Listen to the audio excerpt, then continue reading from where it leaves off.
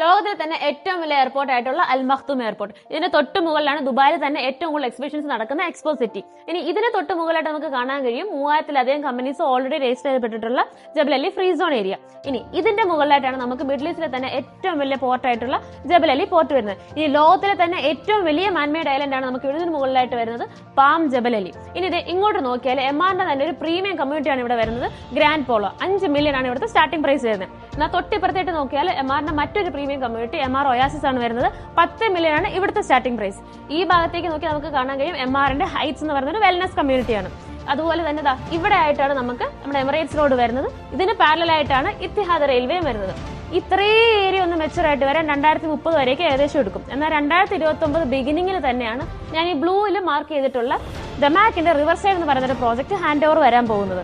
അതായത് ഇന്ന് നിങ്ങൾക്ക് 1600 ദിർഹംസ് മന്ത്ലി പേ ചെയ്യാൻ പറ്റുമെങ്കിൽ ഫുള്ളി റിവർ ഫേസിംഗ് ആയിട്ടുള്ള ഒരു അപ്പാർട്ട്മെന്റ് വെറും 10% ഡൗൺ പേയ്മെന്റിൽ ഈ കാണുന്ന സ്ഥലത്ത് നിങ്ങൾക്ക് സ്വന്തമാക്കാൻ കഴിയും. എത്രയും പെട്ടെന്ന് കൂടുതൽ വിവരങ്ങൾ അറിയാനും ഡിസ്കസ് ചെയ്യാനും താഴെ കാണുന്ന നമ്പറിൽ എന്നെ കോൺടാക്ട് ചെയ്യുക.